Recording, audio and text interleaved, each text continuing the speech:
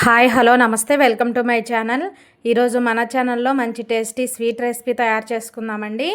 కేవలం 10 నిమిషాల్లోనే మనం చక్కగా ఇలా ఈ స్వీట్ తయారు చేసుకోవచ్చు. 1 కప్పు పుట్నాల పప్పుతో ఇలా స్వీట్ చేయండి. ఇంట్లో అందరికీ కూడా తప్పకుండా నచ్చుతుంది. నోట్లో పెట్టుకుంటే వెన్నెలా కరిగిపోతుంది, అంత టేస్టీగా ఉంటుంది. మరి ఈ స్వీట్ ఎలా తయారు చేయాలో చూద్దాం, వచ్చేసేయండి. ముందుగా అయితే స్టవ్ ఆన్ చేసి కడాయి పెట్టుకొని ఏదైనా ఒక గ్లాస్ కానీ లేదా కప్పు కానీ కొలతగా తీసుకొని 1 కప్పు వరకు పుట్నాల పప్పు వేసుకోవాలి. వీటిని అయితే కనుక లో ఫ్లేమ్లో కొంచెం ఫ్రై చేసుకోవాలండి.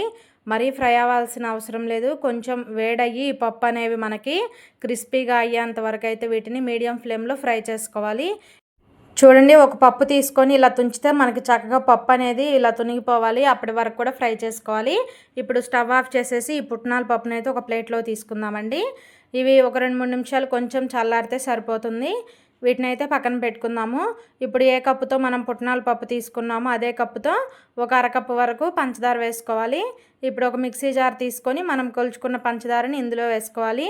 అలాగే పక్కన పెట్టుకున్న పుట్నాల పప్పు ఉన్నాయి కదండి, వాటిని కూడా వేసుకుందాము.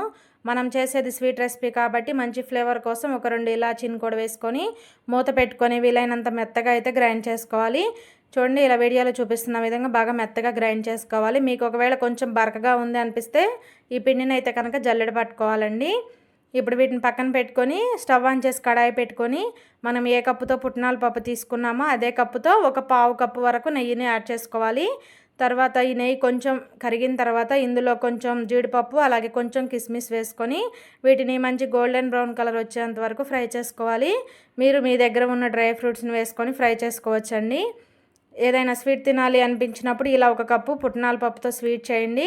నోట్లో పెట్టుకుంటే వెన్నెలా కరిగిపోతుంది. ఇంట్లో అందరికీ నచ్చుతుందండి, తప్పకుండా ట్రై చేయండి.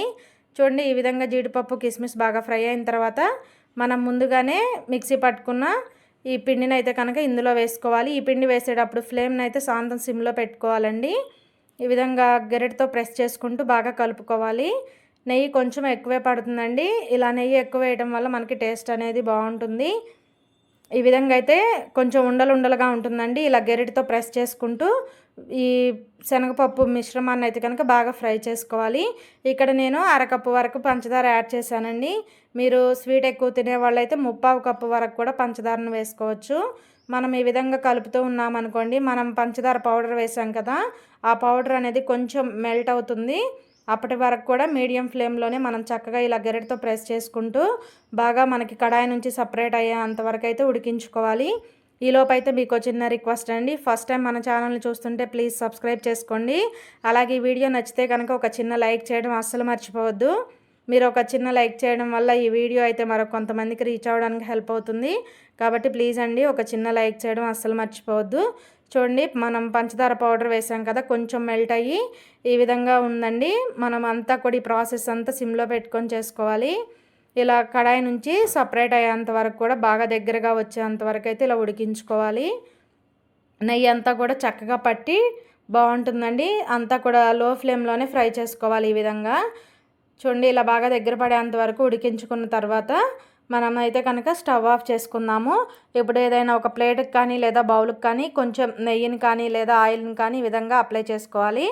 ఇలా నెయ్యి రాసిన ప్లేట్లో అయితే మనం ముందుగా ఉడికించుకున్న ఈ పుట్నాల పప్పు మిశ్రమాన్ని అయితే వేసుకోవాలండి. వేసుకొని గరిటెతో మొత్తం కూడా ఈక్వల్గా స్ప్రెడ్ చేసుకోవాలి. ఇలా స్ప్రెడ్ చేసిన తర్వాత పూర్తిగా చల్లారాలండి. మనకి వెంటనే చల్లారిపోతుంది. కొంచెం పలచగా ఉన్న ప్లేట్లో పోసుకున్నామంటే తొందరగా చల్లారిపోతుంది. చూడండి, ఒక 5-10 నిమిషాలకే చల్లారుతుందండి. ఇప్పుడు పైన ఒక ప్లేట్ పెట్టేసి మనం ఇలా టర్న్ చేసామనుకోండి, మనకి చక్కగా ప్లేట్లో నుంచి చక్కగా ఊడొచ్చేస్తుంది. ఇప్పుడు ఇలా తయారైన ఈ స్వీట్ని మీరు మీకు నచ్చిన షేప్లో అయితే కట్ చేసుకోవచ్చండి. చాలా అంటే చాలా టేస్టీగా ఉంటుంది. నోట్లో పెట్టుకుంటే వెన్నలా కరిగిపోతుందండి. చిన్నపిల్లలు కూడా బాగా ఇష్టంగా తింటారు. మీరు ఈ పంచదార ప్లేస్లో బెల్లం అయినా కూడా యూజ్ చేసుకోవచ్చండి. తప్పకుండా ట్రై చేయండి. ఇలా కట్ చేసుకున్న ఈ పీసెస్ని అయితే ఏదైనా ఒక బాక్స్లో స్టోర్ చేసుకున్నాం అనుకోండి, మనకి వారం రోజుల వరకు ఈ స్వీట్ అనేది ఫ్రెష్గా ఉంటుంది. తప్పకుండా ట్రై చేయండి. వీడియో నచ్చితే కనుక లైక్ చేయండి. అలాగే మరెన్నో ఇంట్రెస్టింగ్ వీడియోస్ కోసం మన హిమాస్ కిచెన్ ఛానల్ని సబ్స్క్రైబ్ చేయండి. Thanks for watching video.